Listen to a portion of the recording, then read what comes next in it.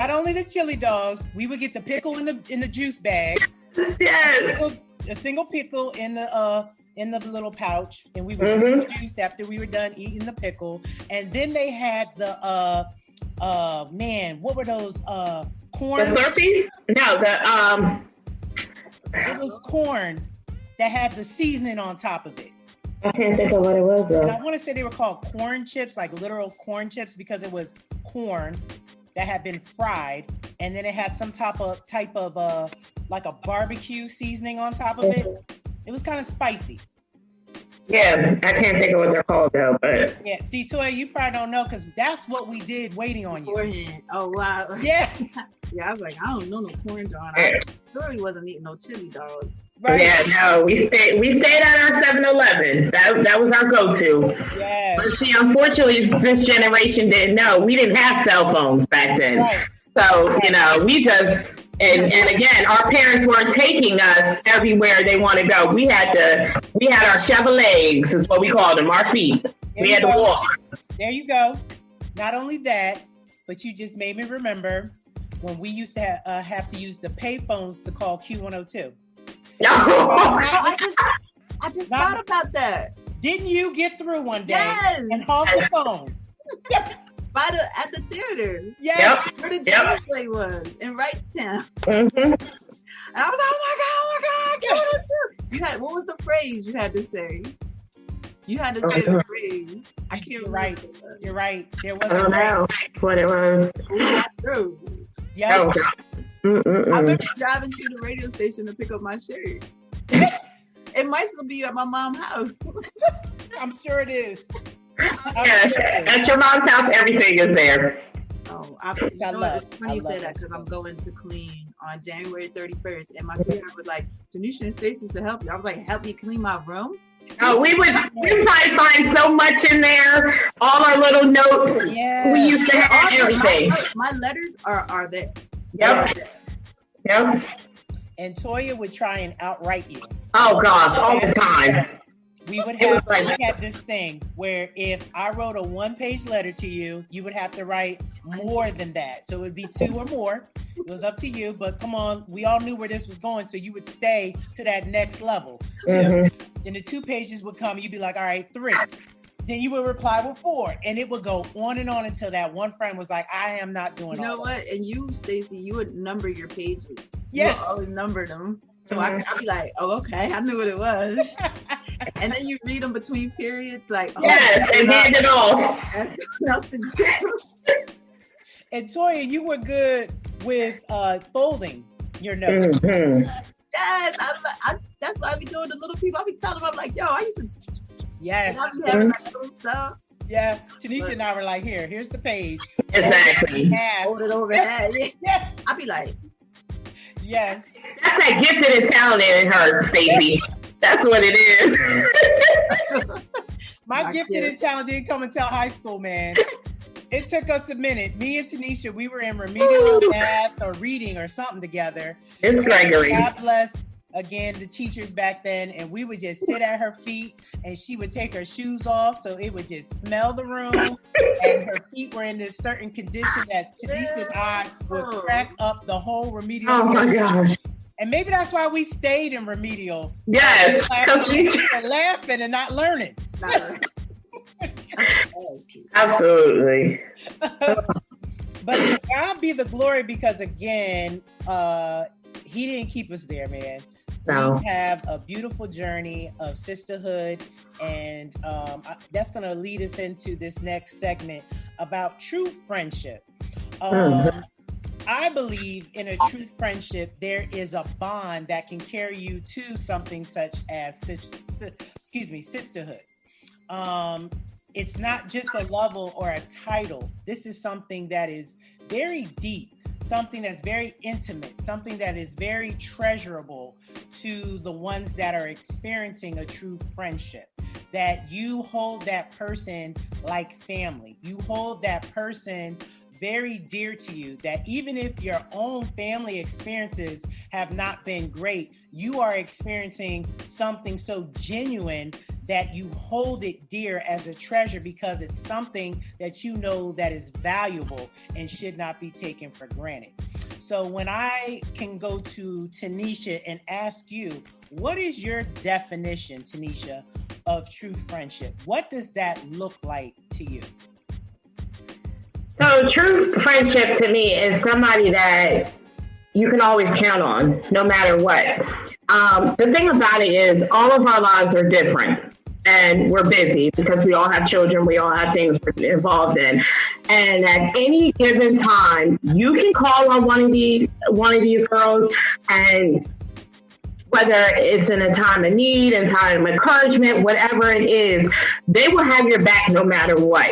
If you have to, because unfortunately we don't live as close to one of our friends because they decided to move, but that's all right. But you kind of know when you're even talking with them on the phone, something ain't right.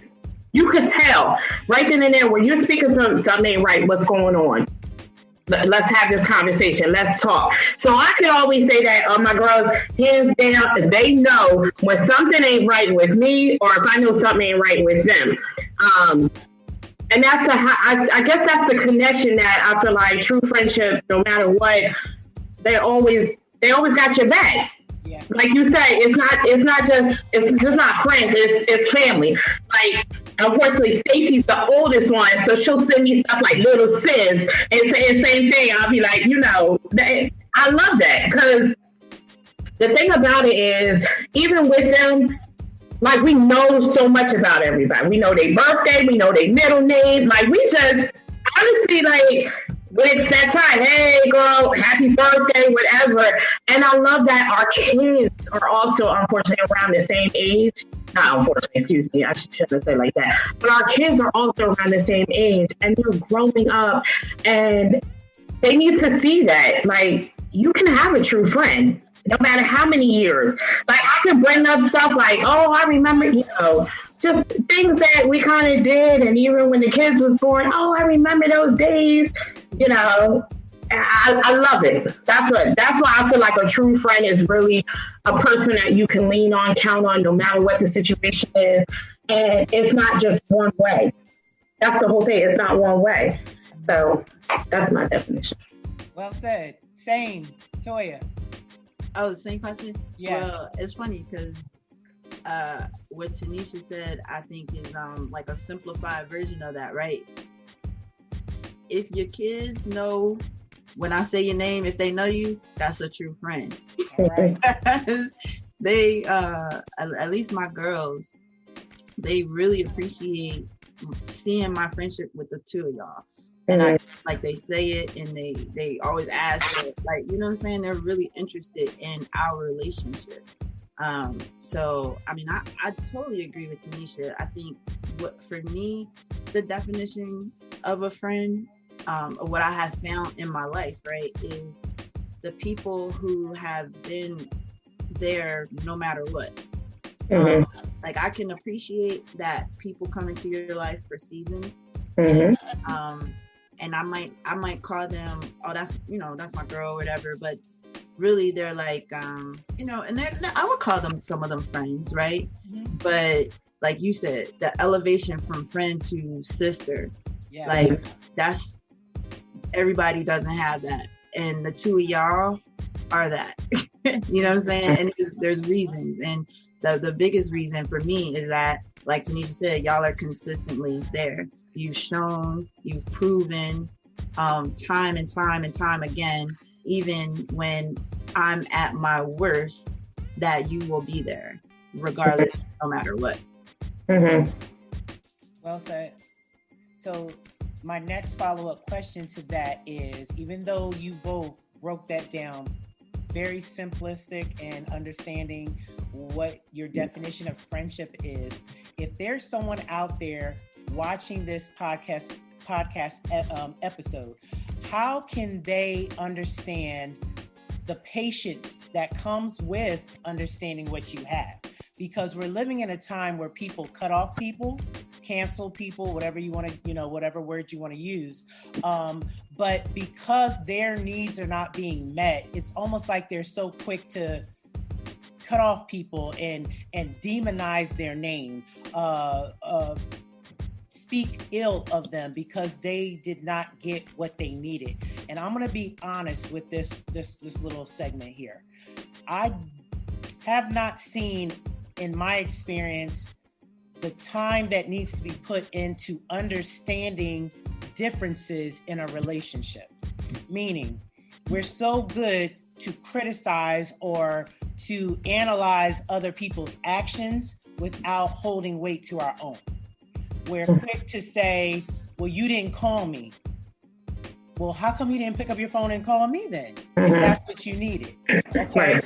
And then people are quick to go on social media and air out, well, I ain't got no two friends. I don't, and it's like, wow. Instead of getting on that soapbox, you could have just simply went to the one you have an art with to say, I just want to make sure, are we good? Are we not good? Like, what's going on? Put the work into the relationship that is needed and necessary, because listen, it will carry over in all your relationships. If you are single, if you would learn in your friendships how to maintain a good relationship through communication, then believe me, when you're in a love relationship, it carries over.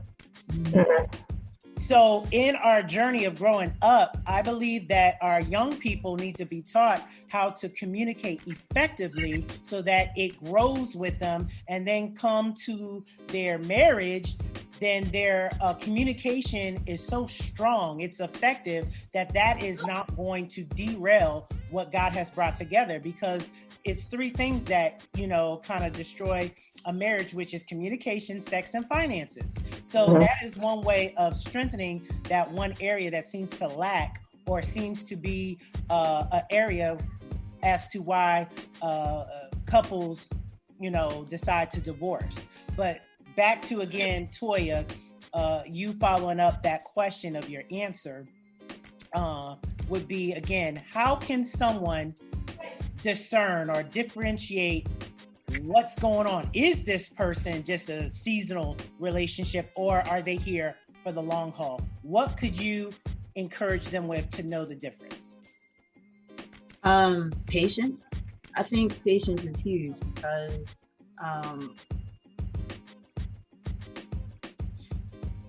I think for sometimes only time will tell. You know what I'm saying?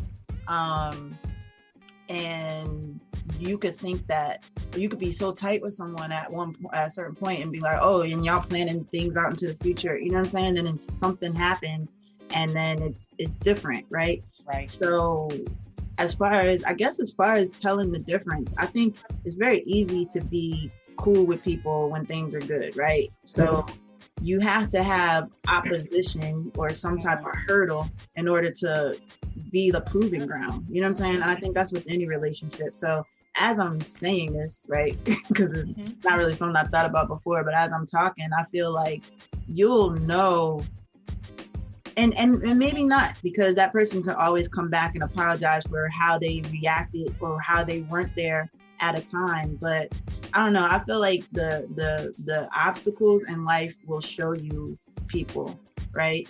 Like when it's time to, like, what's inside will pour out. Right. You know what I'm saying? When the going gets tough or whatever.